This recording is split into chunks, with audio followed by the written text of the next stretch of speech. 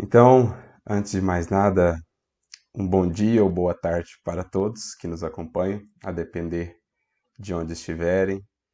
Que Jesus abençoe e inspire a todos nós nesse momento de reflexão que partilharemos aqui. Que o seu espírito, o seu pensamento envolva ao nosso e que assim sintonizados com a sua luz e com o seu amor, nós possamos colher reflexões, inspirações que nos sejam aí preciosas para o caminho. Eu gostaria de agradecer imensamente a Maria pelo convite que nos fez, a partir de uma conversa, né, um passeio que pudemos fazer lá na Suíça no ano passado, foi muito agradável e a gente pôde então conhecer um pouco mais sobre o movimento espírita aí na Holanda e também na Europa de um modo geral.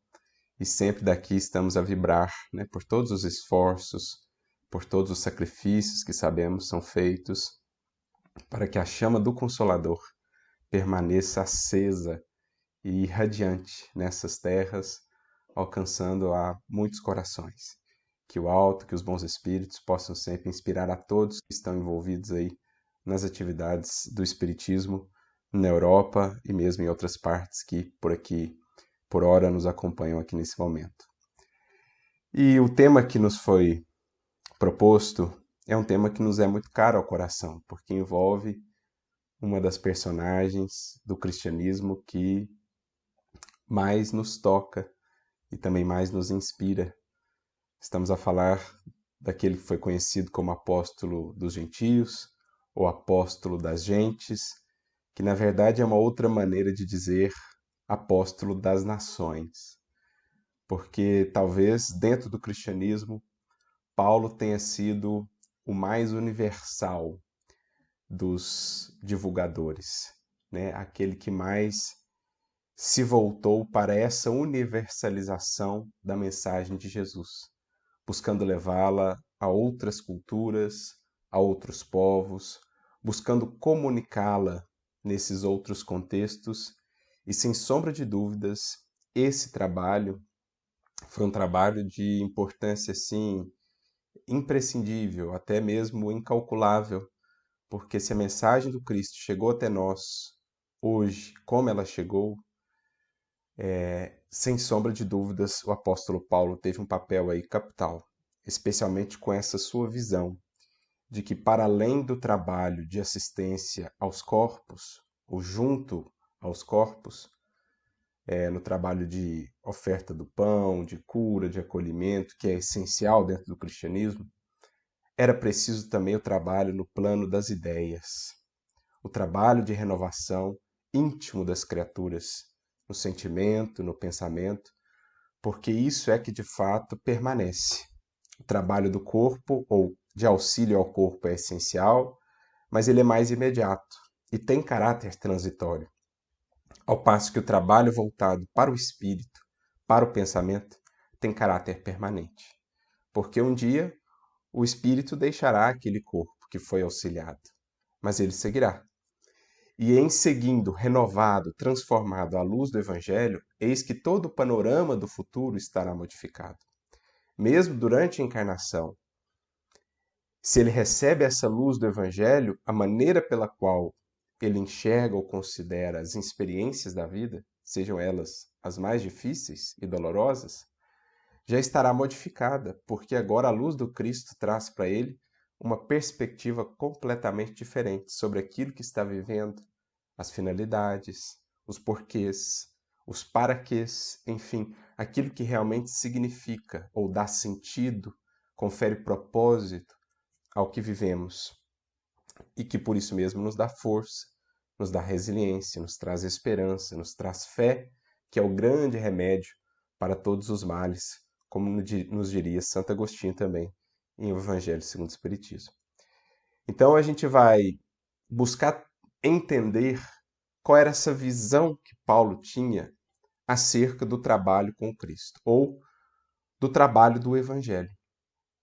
E, para tanto, nós vamos recorrer à fonte ou à referência mais valiosa que nós temos na doutrina espírita, talvez uma das, sem sombra de dúvidas, uma das obras mais preciosas que a humanidade terrestre já recebeu do mundo espiritual, que é o livro Paulo Estevão, que em termos de riqueza doutrinária e de expressão assim do próprio evangelho mesmo, julgamos incomparável em termos daquilo que acrescenta, daquilo que nos revela, daquilo que nos explica, daquilo que agrega, né? No que diz respeito à compreensão do Evangelho, aos bastidores do cristianismo primitivo. Então, nós vamos voltar a esse manancial, a essa fonte primordial, buscando penetrar o pensamento de Paulo num momento ali que foi marcante, porque representa uma virada de página, representa um novo tempo dentro do cristianismo que foi realmente imprescindível para o porvir e para o fato, por exemplo, de hoje aqui estarmos refletindo ainda sobre a mensagem do Mestre, sobre a vida do apóstolo Paulo, dentro das nossas propostas de trabalho com o Evangelho Redivivo. Então, buscaremos entender a visão e o pensamento dele, claro, para aperfeiçoar e qualificar ainda mais o nosso trabalho com Jesus hoje, na seara do Evangelho Redivivo ou do Consolador Prometido. E aí nós vamos então ao capítulo de número 4 da segunda parte do livro Paulo Estevão, quando Emmanuel nos narra uma deliberação, digamos assim, que foi tomada ali a partir de um diálogo entre Saulo, à época ainda era esse o nome, Saulo, e Barnabé, aquele que viria a ser, que foi um dos grandes companheiros seus, aquele que foi, digamos assim, o seu advogado, né? Foi o coração que mais se colocou ali em sua defesa quando ele retorna do oásis de Dan, buscando auxílio na casa do caminho. Alguns corações estavam ainda mais reticentes em recebê-lo, outros já manifestavam mais abertura, mais boa vontade, dentre eles o próprio Simão Pedro, né? Então, alguns ainda estavam reticentes e Barnabé é um dos que toma a frente aí nesse lado que realmente se dispunha a abrir o coração e a acolher aquele apóstolo, à época ainda não apóstolo, né? Mas aquele discípulo, para que pudesse realmente recompor os seus caminhos. E com isso nasce uma belíssima amizade, é o próprio Barnabé que depois vai buscá-lo lá na sua cidade natal, em Tarso, ele passa mais 3 anos lá, né, depois que volta do deserto, e é Barnabé que então vai buscá-lo para de fato integrá-lo ao trabalho lá na comunidade de Antioquia. Então é uma amizade muito bela, eles partilharam juntos da primeira viagem apostólica. A princípio, Barnabé seria até o chefe, né, o líder da expedição, mas com o passar do tempo e na jornada, a figura de Paulo vai se engrandecendo pela própria tarefa que ele tinha, pela própria eloquência, e Barnabé mesmo reconhece que, na verdade, o líder da expedição era ele. E, enfim, a humildade também gigantesca de Barnabé, né, e essa boa vontade de coração em acolher aquele que outrora havia sido verdugo, mas ele dá uma chance para realmente ver a mudança que aquele coração havia empreendido. E em determinado momento, quando eles estavam já trabalhando em Antioquia, eles recebem uma solicitação de auxílio de Simão Pedro, lá na Casa do Caminho em Jerusalém. Como nós sabemos, desde que surge a Casa do Caminho, ela surge sob imensos desafios, digamos assim, cercada de muitos obstáculos, entraves, perseguições. E ali eles iam fazendo o possível, né? Pedro, com a sua imensa capacidade de conciliação, de paciência, de resiliência, ele ia fazendo o que era possível para contornar todas aquelas resistências, também alguns fanatismos, alguns apegos ao passado, né? Questões do judaísmo. Pedro ia contornando aquilo com muito tato, contando também com a colaboração de Tiago, né? Tiago Menor, que tinha um vínculo maior com o judaísmo e que acabava sendo, então, uma peça-chave ali para poder manter a atividade da Casa do Caminho, já que ele fazia essa intermediação com os grupos judaicos, né? Especialmente ali dos fariseus e outros.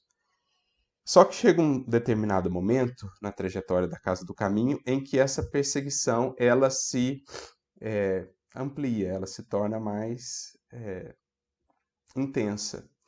E aí, basicamente, a Casa do Caminho se torna uma instituição de auxílio material. de assistência aos corpos. Então, os enfermos que ali chegavam sempre encontravam acolhida, os necessitados, os excluídos, né? As pessoas, enfim, que passavam por dificuldades de toda natureza, encontravam o abraço acolhedor e amigo de Simão Pedro e dos demais que ali trabalhavam. Mas Simão, ele sente aquela dificuldade, ele sente o peso, sente que não estava tão adequado e solicita auxílio, então, de Barnabé e de Paulo, que vêm de Antioquia até Jerusalém, e ali identificam como está a questão, né? Identificam, inclusive, uma dificuldade de manutenção em termos de recursos até da Casa do Caminho, e ali Paulo ele concebe uma maneira de auxiliar na manutenção, na sustentabilidade, digamos assim, da Casa do Caminho, colocando as pessoas que ali estavam, os próprios auxiliados também, envolvendo-os em atividades, por exemplo, uma horta, alguma coisa que pudesse contribuir para a sustentabilidade da Casa do Caminho, para que então eles tivessem mais autonomia nas suas realizações. Porque, em decorrência dessas perseguições, dessas incompreensões e até da carência de recursos, eles ficavam mais reduzidos nas possibilidades até de divulgação do Evangelho. De realmente, além do auxílio material, levar o auxílio espiritual, a mensagem da Boa Nova, a luz terapêutica e libertadora do Cristo. Então eles conversam ali entre eles, propõem algumas ideias, alguns projetos e tal, e aí Saulo e Barnabé vão retornar para Antioquia. Ao estarem retornando, durante o caminho ali de retorno, Saulo então comenta com Barnabé daquela condição da Casa do Caminho e pensa, né? E ali ele tem uma das ideias mais importantes da história do cristianismo e da história do evangelho. Ele concebe, certamente muito inspirado pelo alto, que se o cristianismo continuasse só naqueles moldes, dentro daqueles arraiais do judaísmo e voltado só para a questão do auxílio material, ele, mais cedo ou mais tarde, ou seria absorvido pelo judaísmo, ou seria abafado e seria logo extirpado, digamos assim, do mundo, né? Então ele percebe, era preciso abrir horizontes, era preciso investir, sobretudo, no plano do pensamento, no plano das ideias. Ele chega a dizer para Barnabé, né? Restringir o evangelho a Jerusalém seria condená-lo à extinção no foco de tantos dissídios religiosos sob a política mesquinha dos homens. Necessitamos levar a notícia de Jesus a outras gentes, ligar as zonas de entendimento cristão, abrir estradas novas. Óbvio que ele não está a falar de estradas físicas ou materiais, né? Ele está a falar, sobretudo, de estradas no âmbito do pensamento mesmo. Conectar as ideias cristãs a outros povos, a outras culturas, a outras perspectivas. Iluminar outras coletividades também com essa ideia. Porque essas outras coletividades, também agora sensibilizadas e atraídas pela mensagem de Jesus, poderiam contribuir para o serviço de expansão. Especialmente porque também estariam menos apegadas ou menos sufocadas por determinados preconceitos, por determinados extremismos que caracterizavam ali o seio de nascimento do cristianismo, né? A cultura onde ele havia nascido, e era preciso então uma expansão. Claro, sem menosprezar o esforço junto aos representantes da primeira revelação, em todo o tempo esse esforço prosseguiu. O próprio apóstolo Paulo, embora sendo apóstolo dos gentios, sempre frisou a importância também daqueles oriundos do judaísmo, né? Ele mesmo era um deles. Mas era preciso ampliar, então, abrir os horizontes mentais no que diz respeito à mensagem do Evangelho, né? Ele chega a dizer que na tarefa cristã não era justo, não seria lícito esquecer a atividade de assistência aos corpos. Mas, acrescenta ele, corpos enfermos sempre existiram e existirão na Terra. Então é imprescindível atentarmos para esse tipo de auxílio, os necessitados e tudo mais. Mas a iluminação do Espírito, diz ele, deve estar em primeiro lugar. Porque uma vez iluminado o Espírito à luz do Evangelho, a sua própria relação com a enfermidade, com a necessidade, com a dificuldade se renova. Traz ele novas perspectivas para si, novas forças e esperanças a partir do contato com o Evangelho. Então é ali que nasce a grande ideia da difusão mais universal, da mensagem cristã, da expansão do cristianismo para além daqueles arraiais, para além daqueles muros, digamos assim, né? Muros culturais, muros étnicos. Ali o cristianismo vai adquirindo a sua verdadeira feição, que está lá no seu primórdio, na sua própria essência, que é uma feição de universalismo. A mensagem do Cristo, ela é cósmica, ela é universal. Não se aplica nem somente à Terra, ela se aplica, em verdade, a todos os orbes, ela se aplica a todo o universo.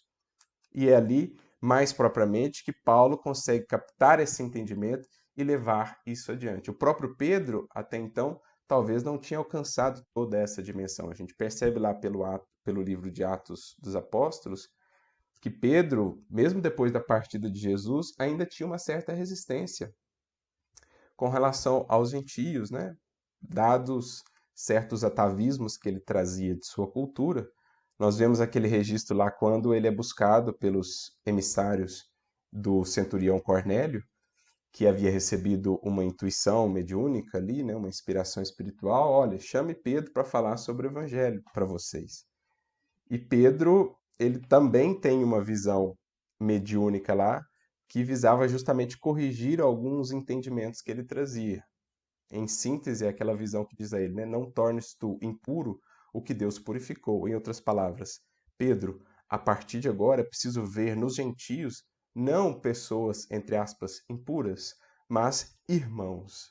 É preciso superar essa visão atávica que eles traziam. Eles nem, por exemplo, poderiam adentrar a casa de um gentio. Ali Pedro começa a ter esse entendimento de fato renovado, e então ele acolhe os emissários de Cornélio, depois vai até eles, né, os visita e leva a mensagem do evangelho. Mas Paulo foi o primeiro, talvez, a ter essa visão realmente mais cósmica, mais universal. Ali surge então a ideia das viagens apostólicas. Ele e Barnabé, depois lá na comunidade de Antioquia, eles teriam uma orientação espiritual nesse sentido, né? Uma comunicação mediúnica de fato, orientando quanto a isso. Mas o ponto a que nós gostaríamos de chegar aqui, e que é, de certo modo, a base da nossa reflexão, é então uma compreensão que ele tem do trabalho com Cristo, ou da finalidade do Evangelho, que ele descreve aqui para Barnabé, nessa viagem de retorno deles para Antioquia, quando estão falando sobre essa questão das viagens e tal. Em determinado momento ele diz assim para Barnabé: a igreja do Cristo não poderá vencer com o comodismo. Então, a igreja do Cristo, a mensagem de Jesus, por igreja de Cristo aqui, não entendamos uma denominação específica. Entendamos a comunidade dos seus seguidores e dos seus servidores, independentemente do rótulo que detenham momentaneamente na terra. Então, todos os corações que se voltam para os princípios do Evangelho passam a integrar essa igreja do Cristo, que, como diz Paulo, é mãe de todos nós, né? Uma igreja universal. Ela está acima das convenções e dos rótulos humanos. Essa igreja não poderá vencer com o comodismo. Então não é somente o venha a nós. Claro, existe a tarefa de acolhimento dos que chegam aflitos, desesperados, enfermos, sofridos, né? Daqueles que chegam buscando a luz, a orientação, o consolo. Existe essa tarefa de receber, de acolher, mas há também um veio de ação que é o de expandir, de levar, sem pruridos de proselitismo, sem imposição, sem querer dobrar os outros ao nosso modo de ver, ao nosso modo de pensar, não. Mas há uma tarefa de erguer a candeia e difundir a luz. Em primeira instância, pela própria vida, mas há também o trabalho da divulgação, do ide e pregai, no sentido, claro, das vidas transformadas, mas também da mensagem que é distribuída de maneira fraterna, de maneira lúcida, com bom senso, mas também com empenho, com dedicação. Até porque a palavra eclesia, que no grego significa assembleia, comunidade, enfim, se a gente faz uma análise aí da sua etimologia, a expressão ek, que é uma preposição no grego, significa para fora. Eclesia é uma conjugação no grego do verbo chamar. Então, de maneira muito interessante, etimologicamente, se a gente faz uma análise ali gráfica, né, da palavra, a palavra igreja significaria também chamados para fora, ou seja, chamados a expressar essa luz que temos recebido para fora, para o mundo, para a vida ao redor de nós. Então, a igreja do Cristo não poderá vencer com o comodismo. Não é só o vem a nós, é sobretudo também o ir ao outro, ir em direção ao outro, ao encontro da dor do outro, da aflição, da necessidade do outro, e também levando conosco a luz que liberta, que explica, que consola. E aí ele continua: comparo o evangelho a um campo infinito que o Senhor nos deu a cultivar. Então, a visão que Paulo tinha do trabalho com Cristo é a do cultivo de um campo infinito, a representar a infinita gradação, né, de experiências, de circunstâncias, de condições espirituais que nós vamos encontrar na Terra. Então, é infinito nesse sentido que são infinitas as possibilidades que nós vamos encontrar, são infinitas as circunstâncias que nós vamos encontrar. Em determinadas regiões ou junto a determinadas coletividades, vamos encontrar zonas nesse campo mais propensas à recepção da semente. Em outras circunstâncias ou coletividades, vamos encontrar zonas mais incultas ou menos preparadas, a depender da condição dos espíritos que ali temos. Então, é infinita a seara do Mestre, a representar as infinitas gradações de espíritos mesmo que encontramos aqui na Terra e as circunstâncias as mais diversas em que esses espíritos estão inseridos. Alguns trabalhadores devem ficar ao pé dos mananciais, velando-lhes a pureza. Outros revolvem a terra em zonas determinadas. Mas não há dispensar a cooperação dos que precisam empunhar instrumentos rudes, desfazer cipoais intensos, cortar espinheiros para ensolarar os caminhos.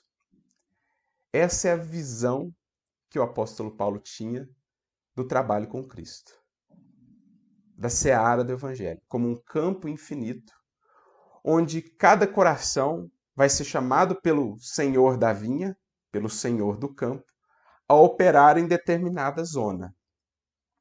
Alguns mais próximos dos mananciais, velando-lhes a pureza. Então, por exemplo, a tarefa de Simão Pedro sempre foi essa tarefa mais próxima do manancial, velando pela pureza. Então, ele esteve ali na Casa do Caminho por um bom tempo, né, enquanto a Casa do Caminho existiu. Depois, em um determinado momento, ele se dirige para Roma, aí numa tarefa de mais expansão. Mas por boa parte do seu ministério, ele esteve ali mais junto do manancial. Ele, Tiago Menor, né? Tiago, inclusive, fica mais tempo ainda na Casa do Caminho. Quando Pedro já havia se deslocado para Roma, Tiago ainda estava ali. Então, muito provavelmente foi o apóstolo que ficou na Casa do Caminho do princípio até o fim, até o fechamento dela, enquanto Pedro, em algum momento ali, se dirige para a cidade de Roma para dar continuidade à atividade de expansão do Evangelho. Então, alguns estavam mais próximos aos mananciais, ao passo que outros foram, digamos assim, lavrar, preparar, semear em zonas determinadas. Alguns apóstolos ficaram ali em Jerusalém, outros na Galiléia, outros logo dispersaram-se por regiões ali no entorno, zonas determinadas onde foram chamados a trabalhar o solo. Por exemplo, João Evangelista, embora tenha ficado um tempo na Casa do Caminho, em determinado momento se dirige para a cidade de Éfeso, onde fixa a residência, depois também de ter sido preso, né? Em algum momento ali ele é preso na cidade de Patmos, mas retorna depois. Ele se fixa a residência na cidade de Éfeso e ali desenvolve boa parte do seu ministério, inclusive ao lado de Maria, né? Que leva consigo lá para Éfeso e ali ela vive até o final dos seus dias. Paulo, inclusive, tem a ocasião de encontrá-la e de conversar com ela ali na cidade de Éfeso. Então ele foi trabalhar aquela zona determinada, assim como outros apóstolos, outros discípulos. Se a gente lembrar um Simeão, que está mencionado lá no livro há 2000 anos, ele era samaritano e ali ficou desenvolvendo a sua atividade de difusão do evangelho entre os samaritanos e os que por ali passavam. E outros ainda terão a tarefa mais de ponta, de fronteira, de expansão da mensagem, encontrando geralmente até mais dificuldades, porque vão trabalhar terrenos menos preparados, vão trabalhar solos menos aclimatados ou menos arados, digamos assim, para a recepção da semente do Evangelho. São aqueles que vão abrir fronteiras, são aqueles que vão realmente estabelecer os primeiros pontos de contato entre a mensagem do Cristo e novas coletividades, novas culturas, novas formas de pensar, buscando ali os pontos de contato, sem abrir mão da essência da mensagem, mas também ajustando ali a sua comunicação para que ela faça sentido, para que ela possa alcançar aquele tipo de solo. Essa, por exemplo, foi a grande tarefa do apóstolo Paulo, de Barnabé, que caminhou ali com ele, especialmente nesse início, de outros, né, que depois assumem também essa incumbência, Timóteo, Silas, que foram grandes auxiliares de Paulo, o próprio Tito também, Lucas mais tarde se integra a essa equipe. Então são aqueles corações que vão fazer esse trabalho realmente de fronteira, de enfrentar a mata mais densa, de desfazer ali cipoais mais intensos, né? Remover espinheiros e aos poucos lavrando o solo com imensos sacrifícios. Na seara do Espiritismo é o esforço de tantos que foram levando a mensagem espírita a outras terras, a outras coletividades, a outros corações que terão bases assim muito distintas, por exemplo, daquelas que se encontram aqui nas terras do Cruzeiro ou em outras terras, naquelas mesmo em que o Espiritismo nasceu, né? Quando chegou aqui, nós tivemos todo um trabalho de expansão também do Espiritismo aqui nas terras do Cruzeiro, até que ele pudesse consolidar-se, e depois, especialmente com o trabalho de Francisco Cândido Xavier e outros, ele pudesse realmente ganhar mais espaço aqui nas terras do Cruzeiro. Antes disso, houve todo um trabalho de pioneiros, né, de homens e mulheres muito heróicos na fé, que venceram imensas dificuldades, perseguições, incompreensões, preconceitos, mas que foram, com muito sacrifício e com muita renúncia, abrindo essas frentes, né, novas estradas para o pensamento, no caso do Espiritismo, né, do Evangelho Redivivo. Então, essa é uma visão muito interessante, muito importante até, no que diz respeito ao trabalho com Cristo, a seara do Evangelho. Primeiro, entendemos isso, essa diversidade de ministérios, de vocações, de zonas de trabalho.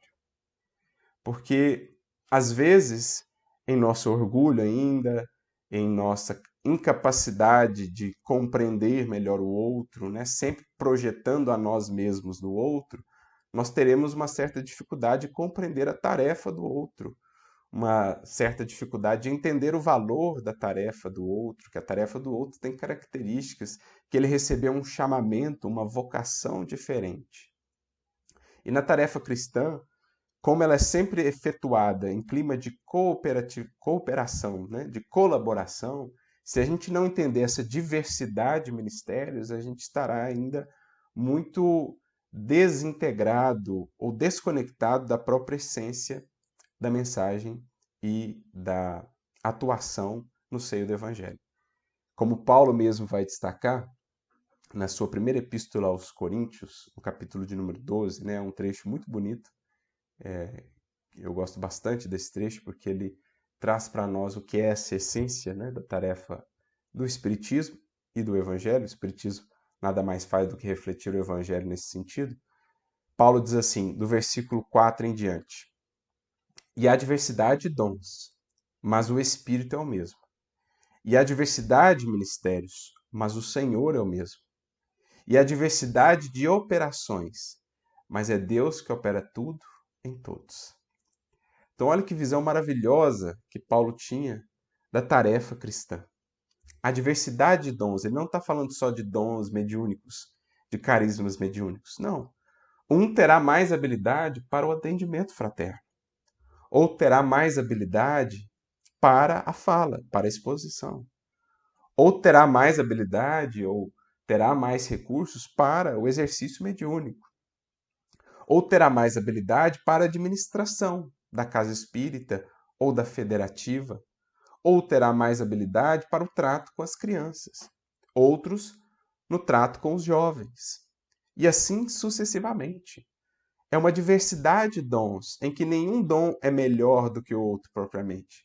Todos se integram e se complementam dentro da grande tarefa a que todos nós fomos convocados. A diversidade de dons, mas o espírito é o mesmo, isto é, a inspiração de todo bem, ela procede de uma mesma fonte.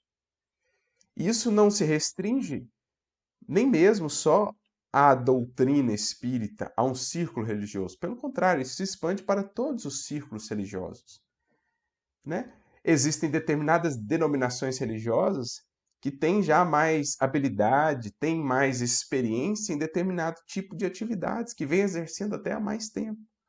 E o fazem muito bem, sob a inspiração do mesmo Espírito Divino, porque o fazem ali voltados para o bem, para o amor. Então, nós, espíritas, vamos reconhecer o valor, né, o dom tão bem utilizado daqueles nossos irmãos de outra denominação que farão lá atividade junto aos presídios ou outra atividade dentro das inúmeras possibilidades, da imensa gama de atividades que o Evangelho nos propõe, né, dentro das linhas do bem, do amor e da fraternidade. Então, há diversidade de dons, mas onde quer que o bem esteja operando, há amparo do mesmo Espírito. A origem inspiracional desse bem é a mesma fonte, é o mesmo manancial, é esse Espírito Divino e, claro, os tantos mensageiros que atuam em nome do pensamento divino, inspirando em toda parte. Há diversidade de ministérios, mas o Senhor é o mesmo. Então nós todos respondemos ao mesmo Senhor.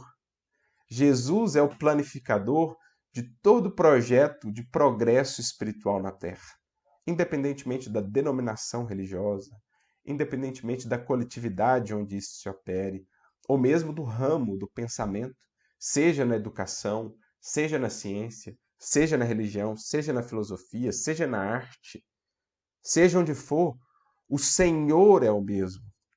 Então, um vai ter o ministério da divulgação do belo lá na arte, outro vai ter o ministério da difusão do bem lá no âmbito da religião, né, da pregação.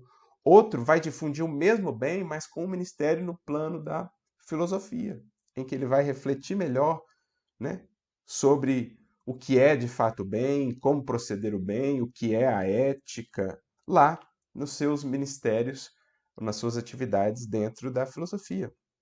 Outro vai ter o ministério de refletir a grandeza de Deus e das suas leis por meio da ciência, através das suas descobertas, através das suas pesquisas. Ele tem lá um ministério, às vezes nem é religioso, nem se considera seguidor de Jesus, mas acaba sendo, né? Ou acaba respondendo a esse mesmo Senhor porque está operando nas linhas do progresso da humanidade. Então é um ministério divino também.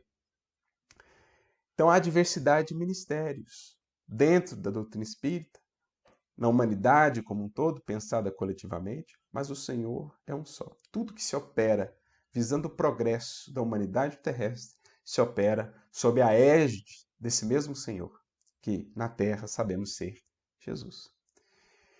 E há diversidade de operações, né? Então, um vai se utilizar desses princípios, desse modus operandi, desses livros, dessas referências para realizar o seu trabalho, mas desde que aquilo não se afaste dos princípios universais do bem, do amor, do anseio realmente de contribuir com a humanidade, ele está fazendo uma operação que está dentro da inspiração divina. Por isso, Paulo conclui, né, de maneira magistral: há diversidade de operações, mas é o mesmo Deus que opera tudo em todos. Tudo que é operado para o bem, seja qual for a criatura, onde ela estiver, qual a cultura, qual o contexto em que está inserida, é Deus que opera todo o bem, tudo em todos. Então, é isso que Paulo, desde o primórdio, entendia do trabalho com Cristo. Uma visão muito mais abrangente, que não se restringe a rótulo, que não se restringe a denominação religiosa, que não se restringe a um ramo apenas do pensamento humano, pelo contrário. Como ele vai dizer em outro momento, né? Glória e honra a todo aquele que opera o bem, seja onde for. Essa visão universal é algo que nós todos precisamos ter sempre em mente, porque ela que nos previne do sectarismo, dos fanatismos, dos preconceitos. O Espiritismo vai frisar muito esse aspecto, que já estava lá no Evangelho, mas que em algum momento foi esquecido ao longo dos séculos, né? Na própria atividade cristã, em algum momento nós quisemos tornar o Cristo assim muito exclusivo. Nós desejamos assim exclusividade. E aí começamos a perseguir em seu nome, começamos a excluir, a torturar, a desprezar, mas o Espiritismo vem resgatar essa visão universal. Onde o bem está operando, o Cristo está ali por trás.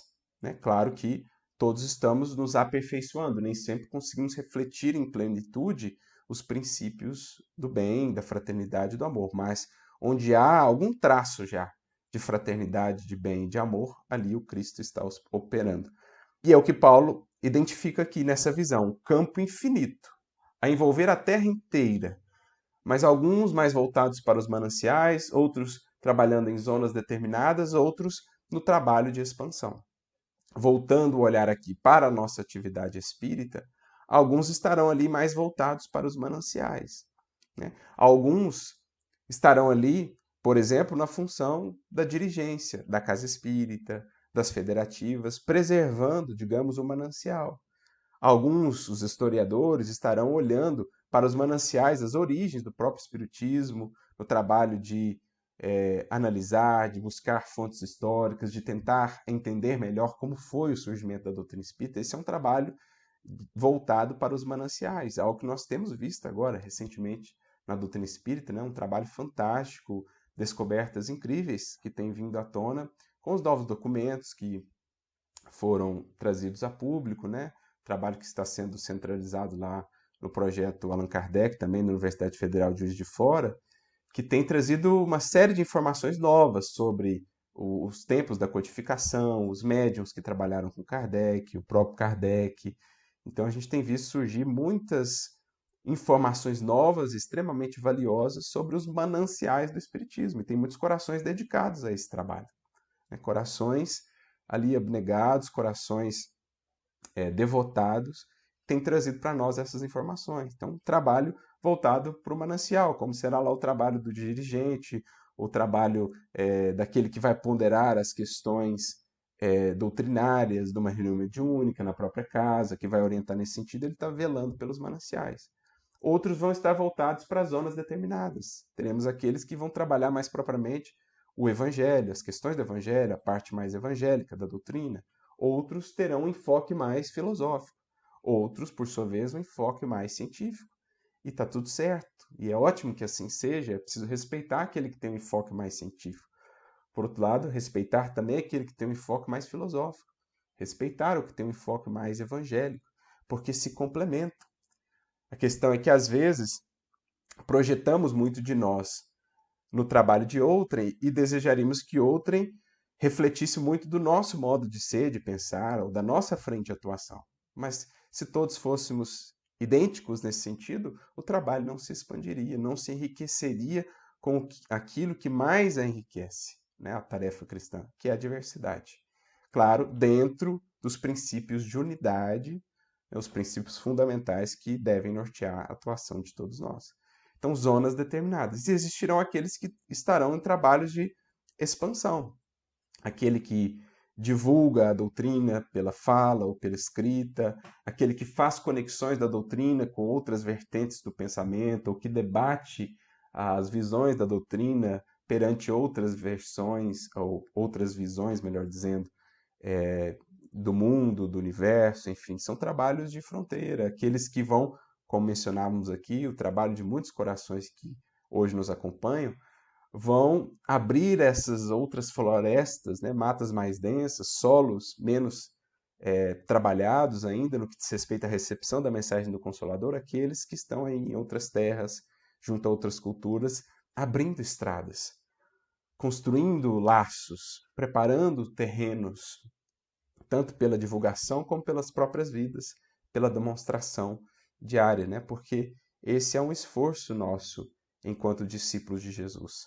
Transmitir essa mensagem, ir abrindo esses terrenos junto a outras consciências, né? Essas estradas. Porque o Emmanuel ele tem uma comparação interessante no livro Roteiro, no capítulo de número 30, ele diz assim como a civilização aqui na Terra ela precisou desbravar aí muitas vezes a Mata Virgem, abrir estradas para estabelecer cidades e as trocas e os intercâmbios, né, que permitiram com que a humanidade pudesse progredir mais rapidamente.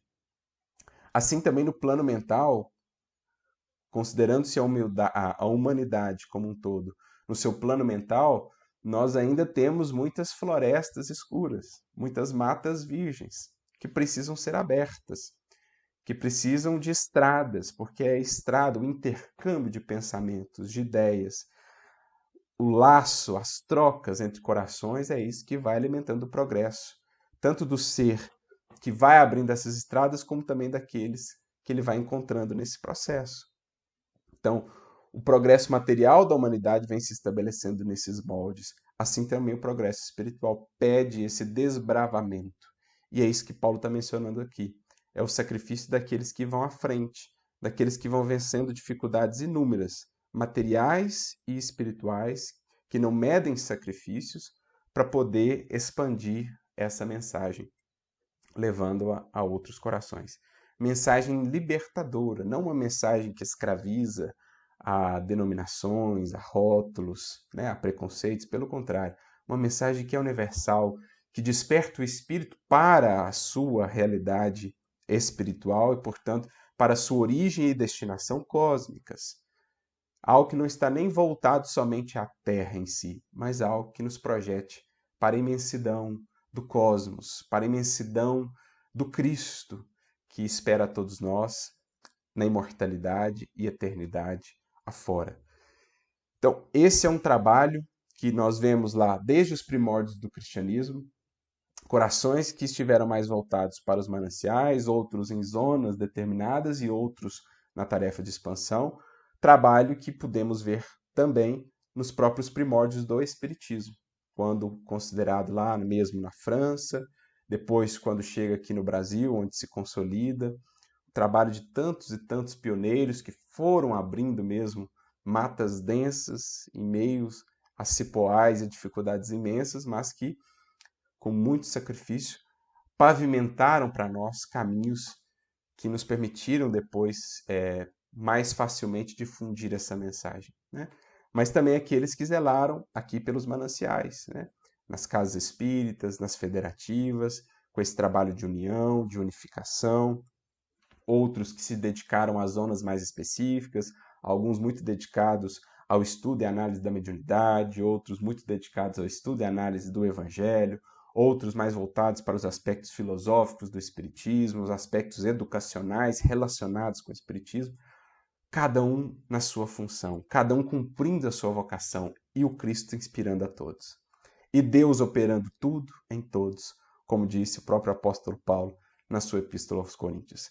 Então, olha que visão maravilhosa quando a gente entende o trabalho com Cristo nessa perspectiva, que não se restringe mais nem somente ao Espiritismo ou mesmo à Terra.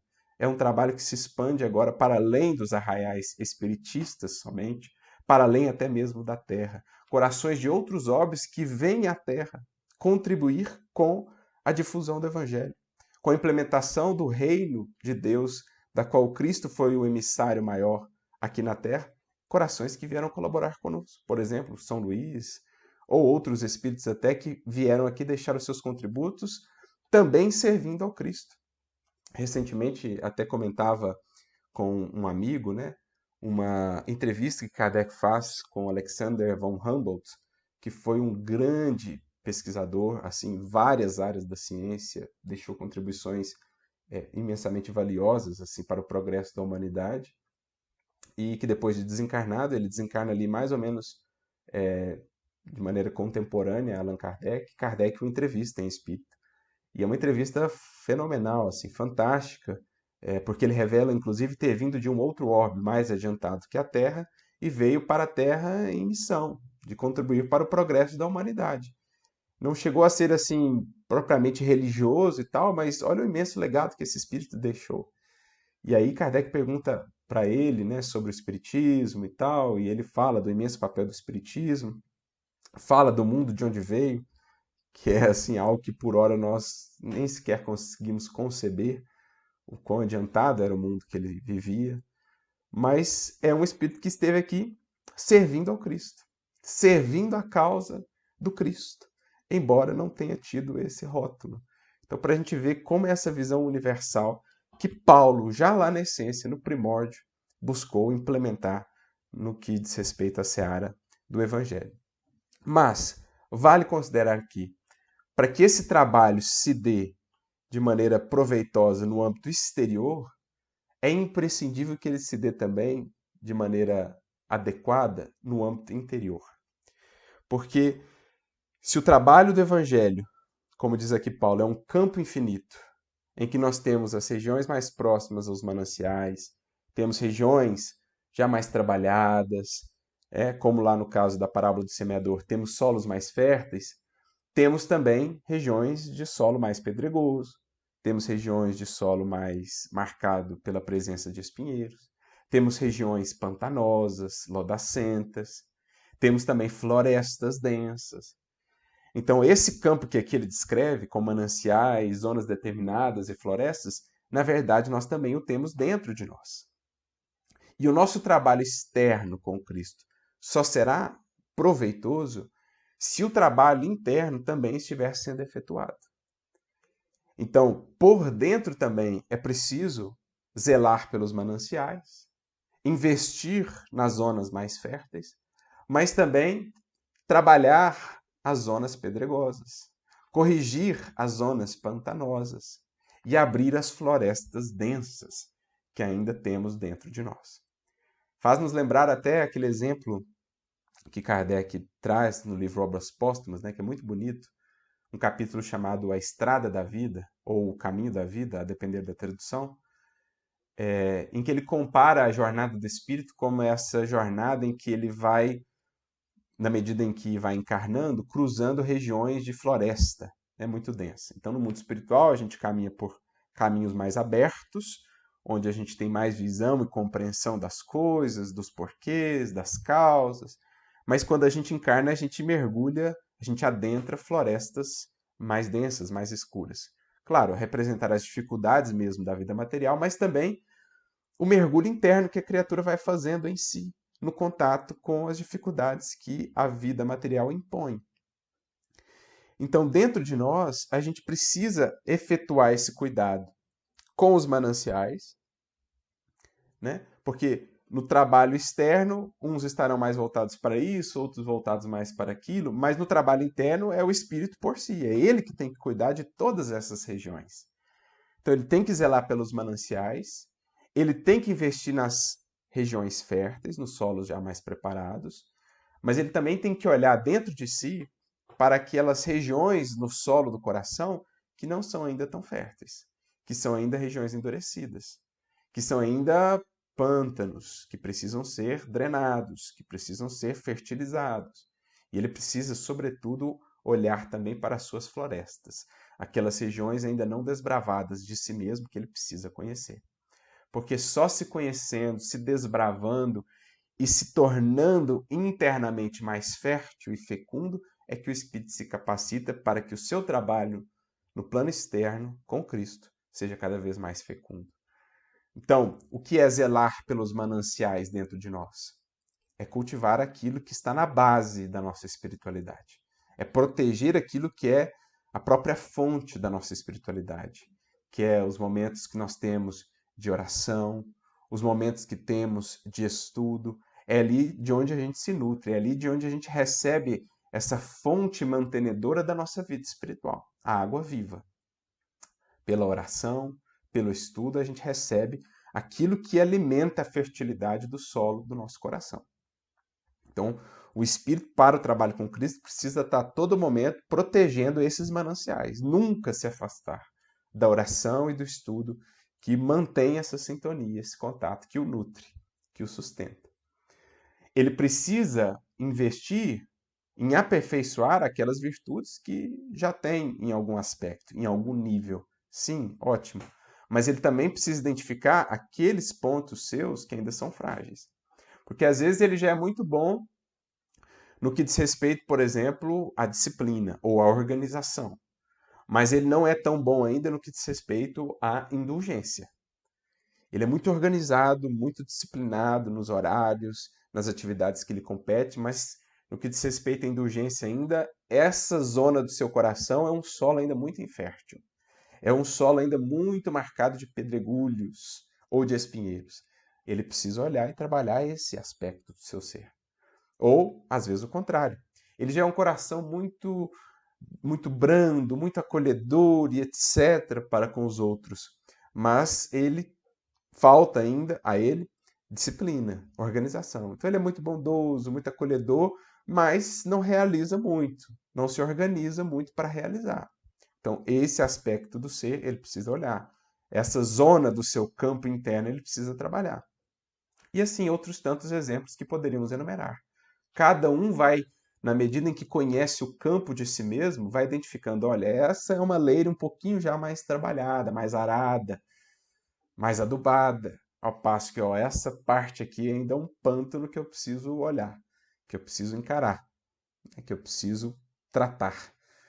Ou ainda o que desconhecemos de nós, que aí é a região de floresta densa. A gente precisa abrir essas fronteiras internas.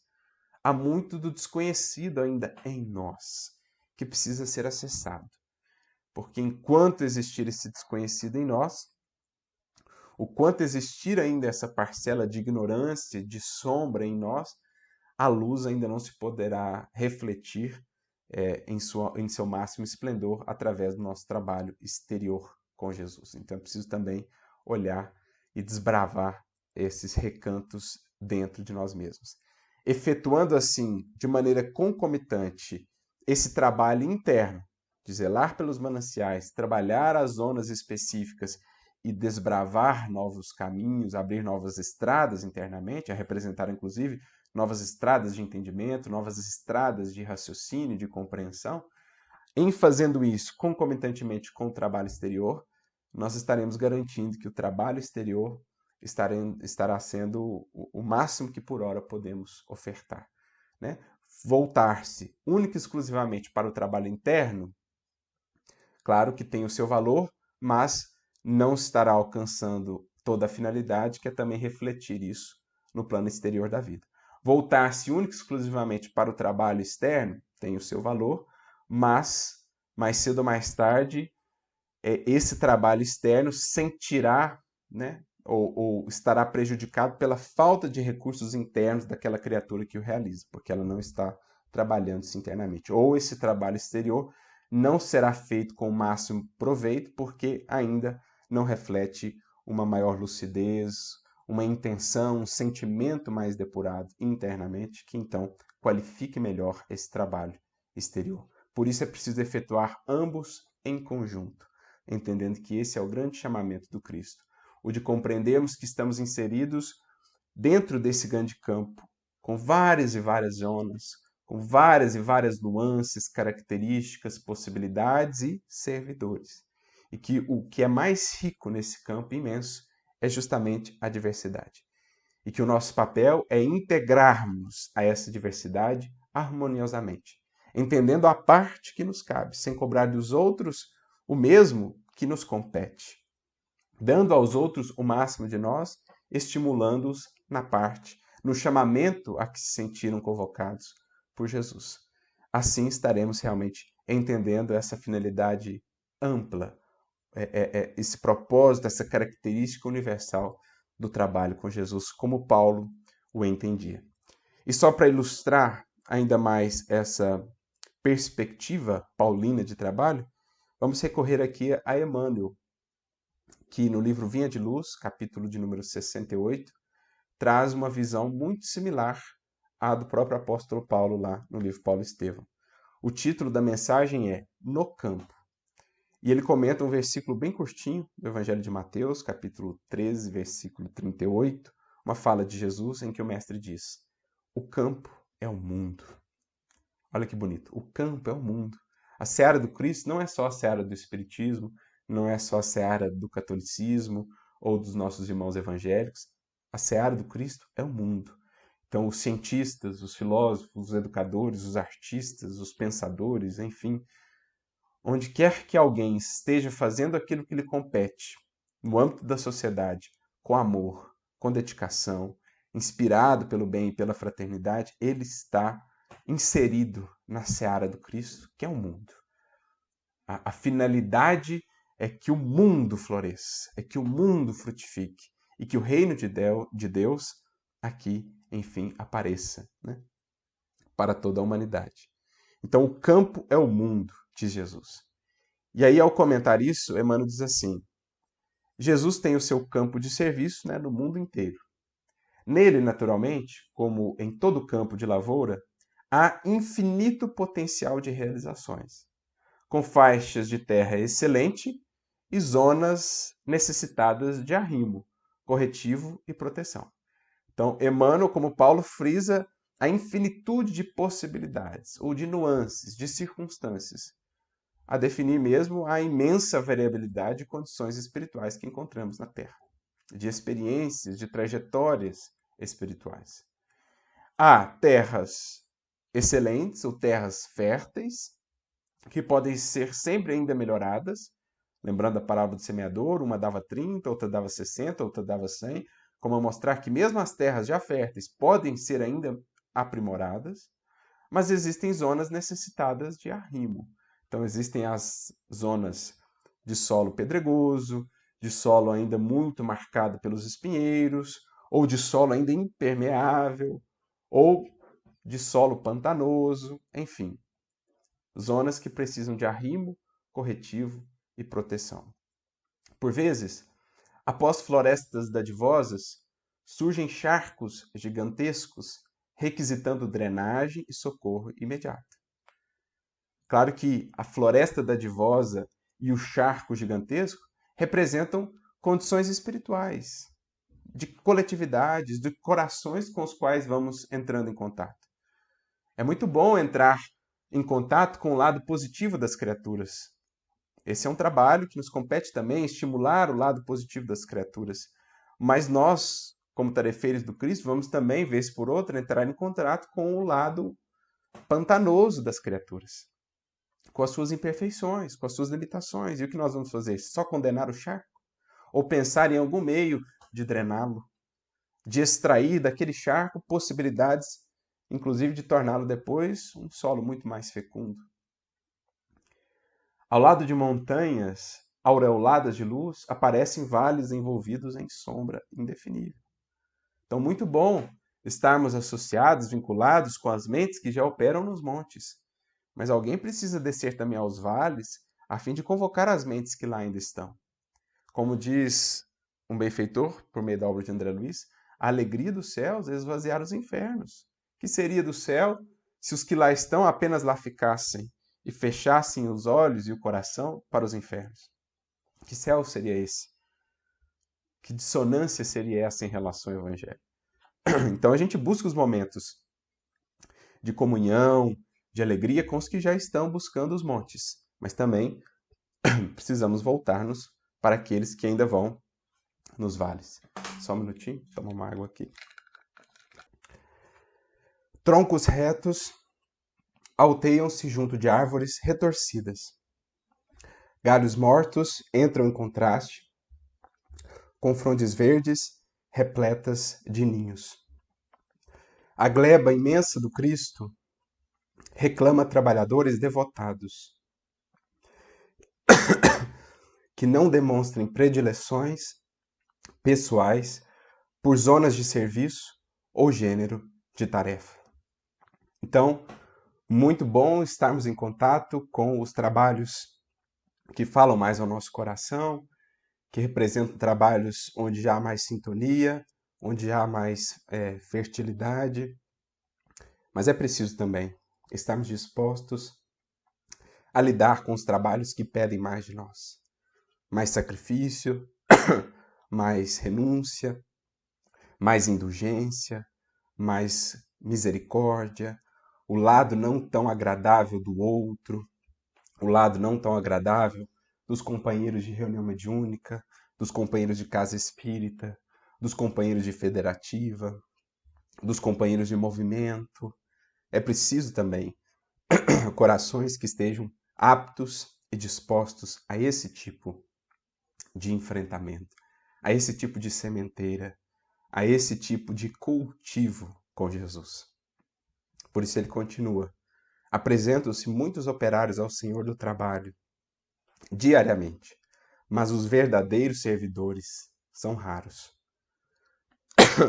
A maioria dos tarefeiros que se candidatam à obra do Mestre não seguem além do cultivo de certas flores, recuam à frente dos pântanos desprezados, temem os sítios desertos ou se espantam diante da magnitude do serviço, recolhendo-se a longas e ruinosas vacilações ou fugindo das regiões infecciosas. Em algumas ocasiões, costumam ser hábeis horticultores ou jardineiros.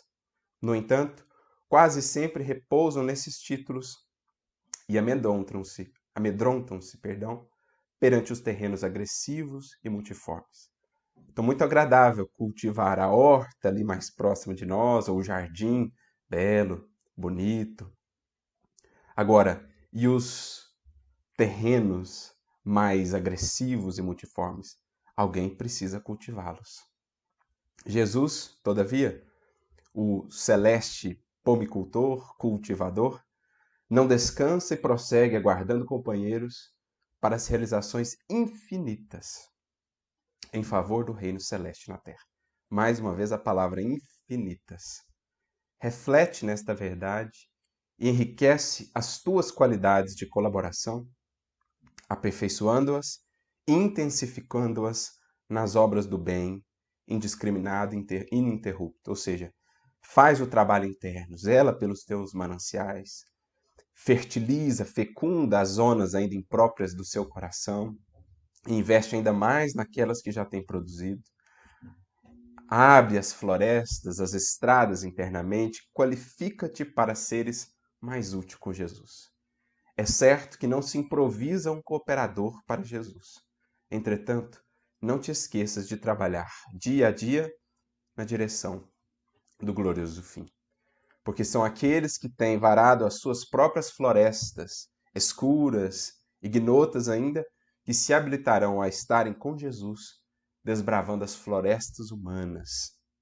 São aqueles que têm encontrado e faceado seus próprios pântanos, que se preparam com Jesus para lidarem também com os pântanos humanos, daqueles que estão caídos ou daqueles que revelam as suas faces, a sua face não tão agradável. São aqueles que removem os próprios pedregulhos de determinadas zonas do seu sentimento, que se qualificam com Jesus para também auxiliarem a outrem a remover os seus pedregulhos e ararem o seu solo, tornando-o menos impermeável. Qualificando-nos assim com o Mestre dia a dia, porque não é de improviso, como Emmanuel faz questão de frisar, estaremos nos habilitando para esse trabalho infinito com Jesus, que se expande para além de qualquer fronteira, língua, cultura ou religião. Trabalho esse que visa implementar, enfim, o reino para a humanidade como um todo, nesse trabalho a longo prazo do qual Jesus foi o iniciador. Trabalho cósmico, trabalho universal, que prepara a criatura não para a terra, mas antes para os céus, para as estrelas a que todos estamos destinados. Trabalho que visa preparar não o cidadão terreno, mas ajudar a cada um a descobrir a sua cidadania cósmica e universal. Que Jesus, portanto, possa nos inspirar a todos e que esse espírito de compreensão de Paulo, tão abrangente, possa inundar a nossa atuação com Jesus. Que tenhamos a coragem de descobrir a nós mesmos e prepararmos-nos para ser com Ele solos mais fecundos, para então fecundar a terra e o solo de outros corações com a sua luz. Que Jesus nos abençoe a todos, muita luz e muita paz para todos nós.